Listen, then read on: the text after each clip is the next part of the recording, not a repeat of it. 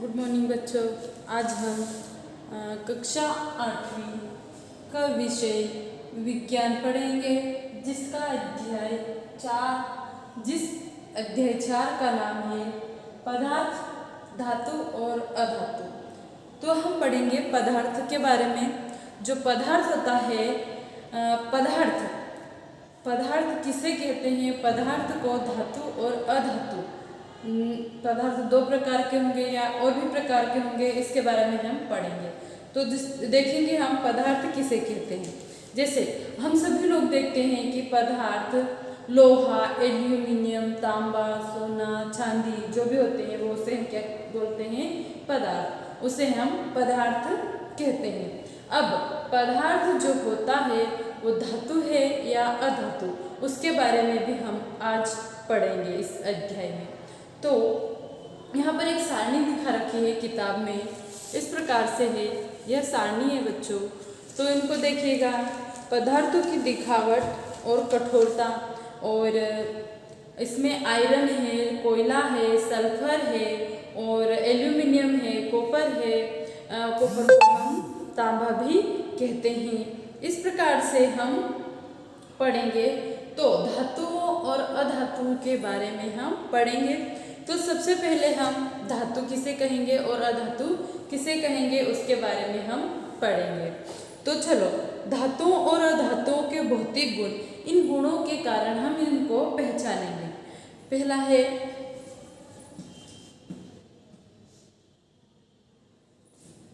धातुओं और अधातुओं के भौतिक गुण।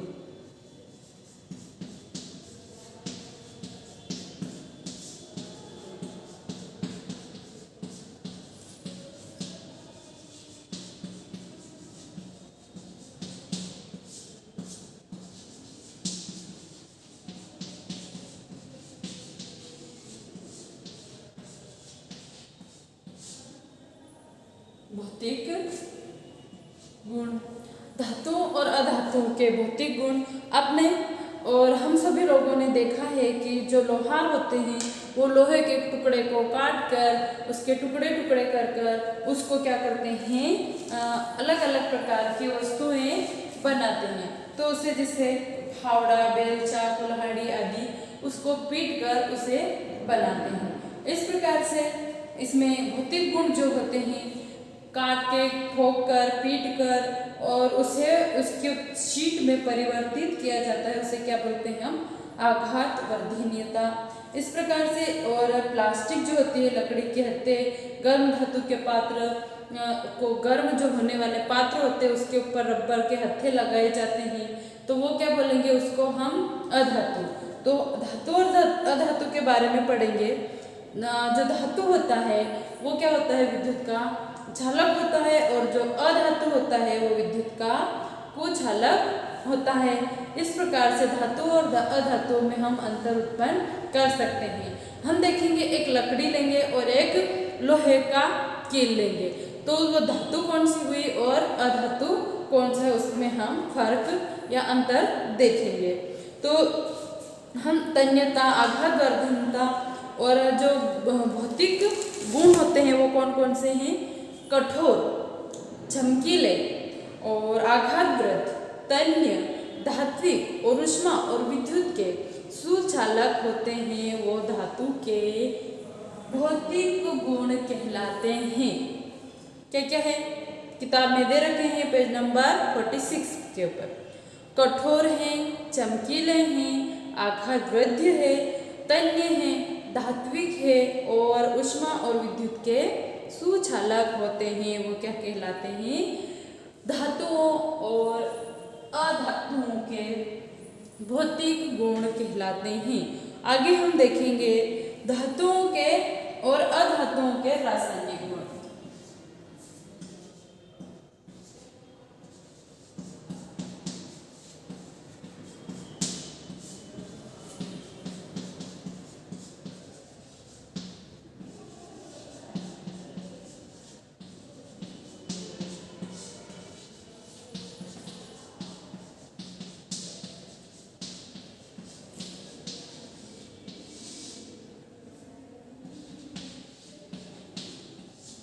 रासायनिक गुण। अब रासायनिक तौर से हम देखेंगे रासायनिक गुण, जैसे एक धातु को हमने लिया और उस धातु को किसी से क्रिया करना है, जैसे ऑक्सीजन से अभिक्रिया। अब जो आयरन लोहे की कील हम लेंगे, लोहा हम लेंगे, उसको ऑक्सीजन से क्रिया करवाएंगे, मतलब हवा से क्रिया कराएंगे, तो क्या होगा।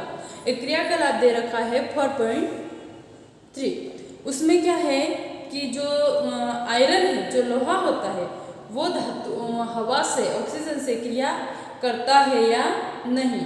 तो इस प्रकार से इसका एक रासायनिक गुण होता है।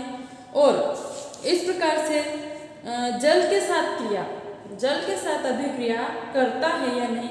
लोहे को हम लेंगे और उसको जल के साथ क्रिया करते हुए देखेंगे, अम्लों से अभिक्रिया, और इस प्रकार से क्षारों से अभिक्रिया और विस्थापन अभिक्रियाएं, और इस प्रकार से जो धातु होती है वो सबसे क्रिया करती है। तो सबसे पहले हम उसके बारे में पढ़ेंगे कि जो धातु होती है वो ऑक्सीजन से अभिक्रिया कैसे करती है।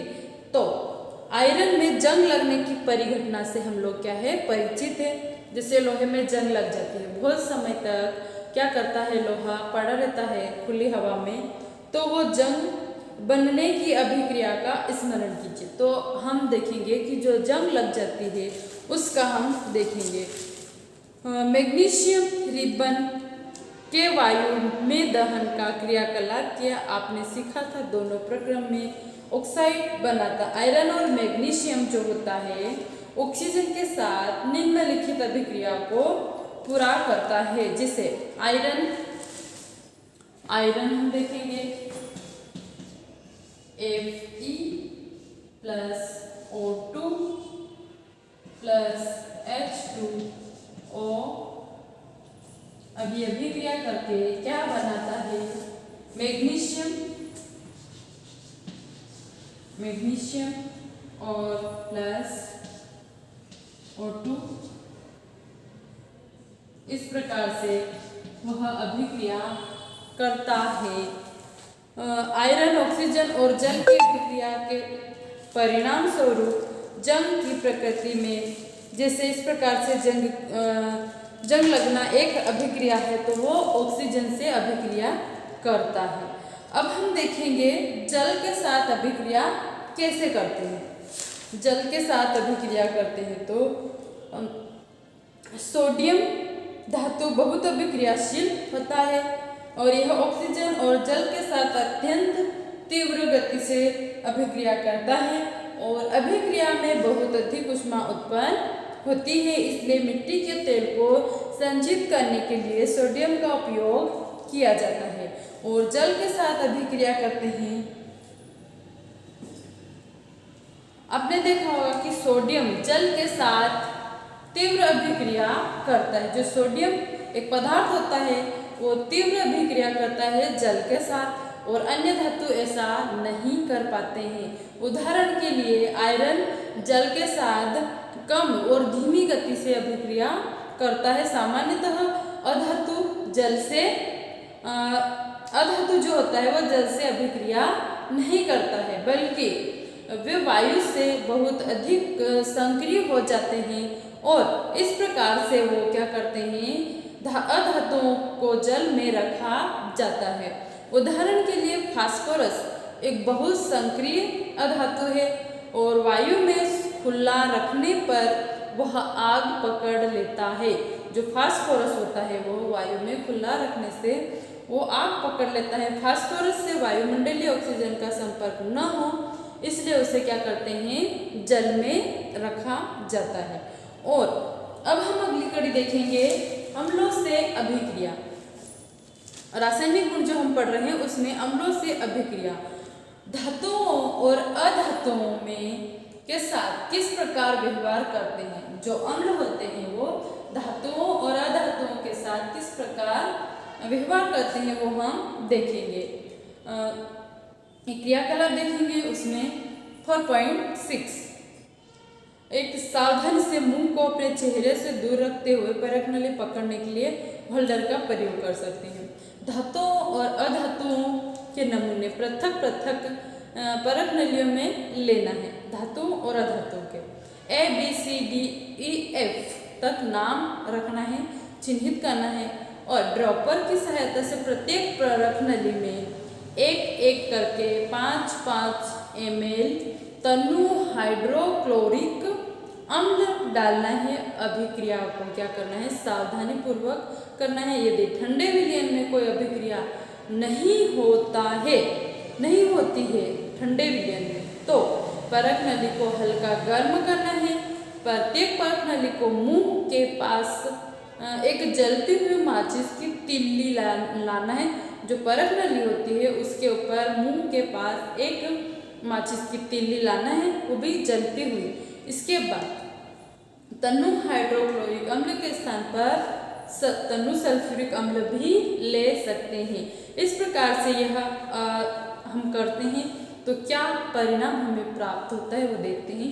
धातुओं और अधातु अम्लों से भी प्रकार से अभिक्रिया करते हैं। क्या परख नलियों के मुंह के पास जलती हुई माचिस की तिल्ली लाने पर पोप ध्वनि क्यों उत्पन्न होती है?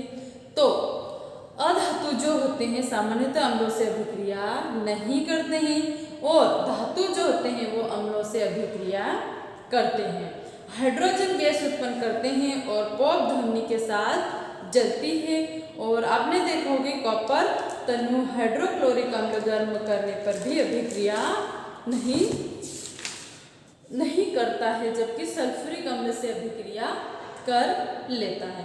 तो जो धातु होती है, यहाँ पर हमने पढ़ा जो धातुएं होती है वो अम्लों से अभिक्रिया करते हैं और जो अधातु होते हैं वो अम्लों से अभिक्रिया नहीं करती है। तो हम क्या करेंगे, अलग अलग धातुओं और अधातुओं को लेंगे, अलग अलग परख नली में रखेंगे, माचिस की तिल्ली के द्वारा उसको जलती हुई वहाँ पर जलाएंगे।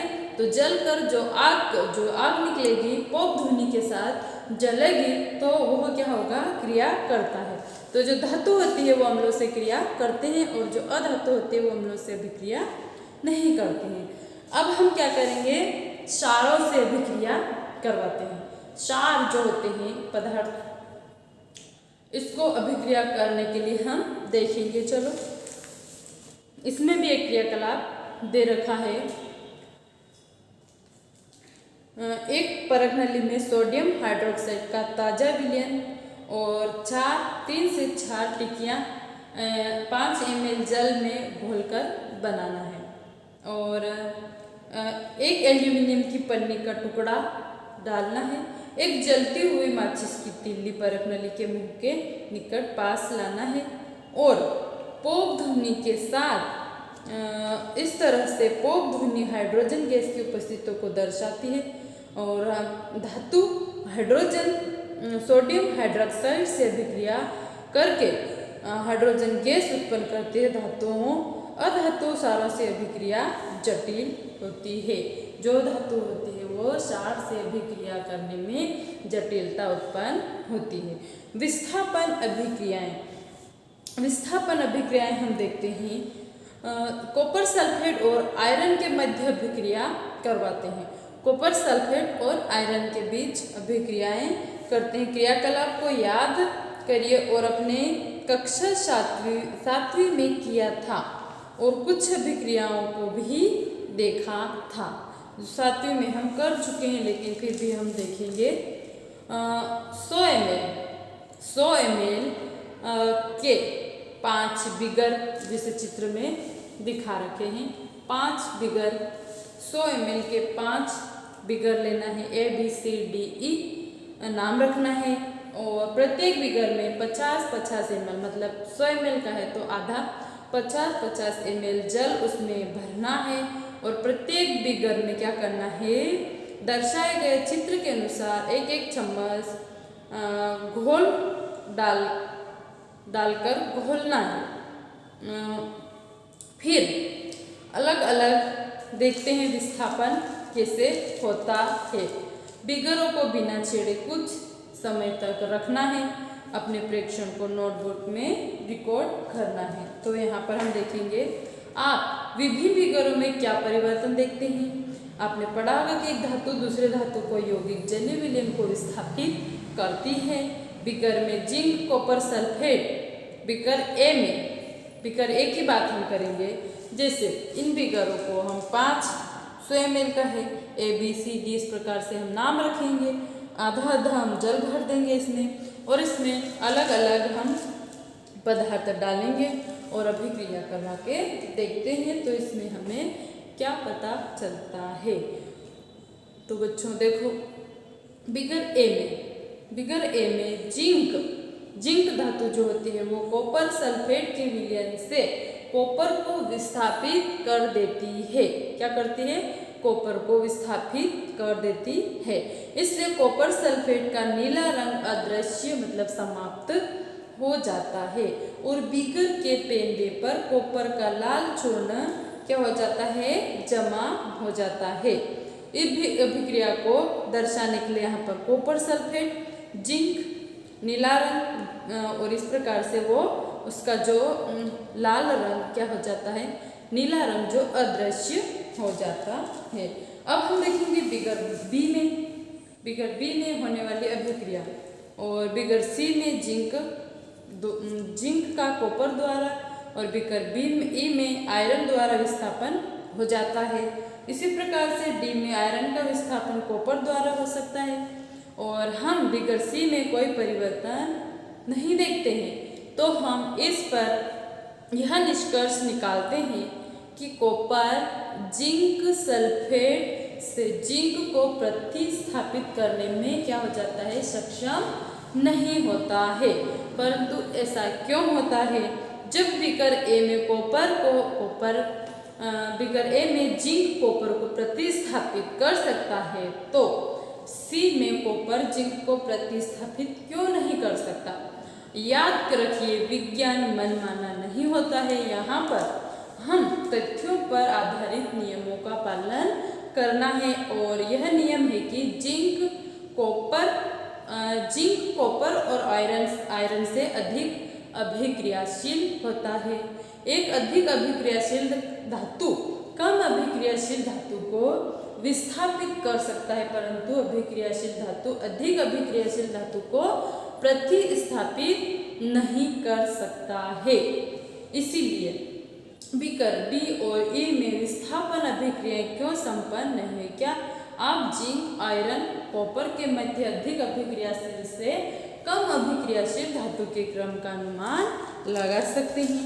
तो इस प्रकार से जो अधिक अभिक्रियाशील धातु होती है और जो कम अभिक्रियाशील धातु होती है, जैसे जिंक कॉपर और आयरन में जिंक जो होता है कॉपर और आयरन से अधिक अभिक्रियाशील होता है। यह एक अधिक अभिक्रियाशील धातु कम अभिक्रियाशील धातु को विस्थापित कर सकता है लेकिन प्रतिस्थापित नहीं कर सकता है। अब अगला टॉपिक हमारा है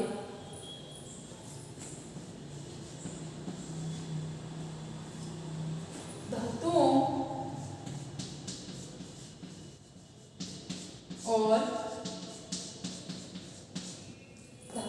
और अधातुओं के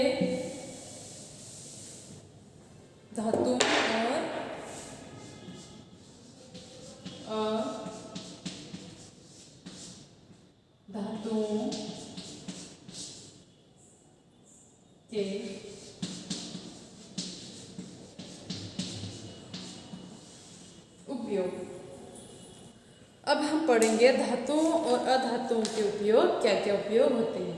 अनुमान लगा सकते हैं कि धातु क्या उपयोग, मशीनें, मोटरें, गाड़ियाँ और वायुयान, रेलगाड़ियाँ, उपग्रह, औद्योगिक साजें और सामान, खाना बनाने का और पात्र, जल बोइलर आदि के निर्माण में धातुओं का उपयोग किया जाता है। अब कुछ अधातुओं के उपयोग भी हम देखेंगे। हमें विश्वास है कि आपका भी इसका सही अनुमान लगा सकते हैं। जैसे अधातु हमारे बीच के लिए आवश्यक है जिसे हम सजीव श्वसन के समय अंदर लेते हैं। जैसे ऑक्सीजन भी एक पदार्थ है जो हम अंदर लेते हैं। अधातु जिनका उपयोग उर्वरकों में पौधों की वृद्धि हेतु किया जाता है और अधातु उपयोग जिसका जल शुद्धिकरण के लिए भी किया जाता है और अधातु जिसका बैंगनी रंग विलयन एंटीबायोटिक के रूप में घावों पर लगाया जाता है और पटाखे में प्रयुक्त होने वाले अधातु होते हैं। इस प्रकार से वो अधातु के उपयोग हम और भी अधातु और धातु के उपयोग हम जोड़ सकते हैं। जैसे धातु जो होते हैं उसके उपयोग जैसे बहुत सारे सामान दरवाजे, खिड़कियाँ, कुर्सी, टेबल बनाने में किया जाता है। लेकिन अधातु भी बहुत जरूरी पदार्थ दो प्रकार के होते हैं, धातु और अधातु, और इसका अलग अलग निर्माण अलग अलग तौर पर उपयोग किया जाता है। इस प्रकार से आज हमारा लेसन यहाँ पर समाप्त हुआ है बच्चों। तो आप इन वीडियो को देखिए और समझ में नहीं आए तो हमसे पूछ भी सकते हैं कि हमको कहाँ पर समझ में नहीं आया है।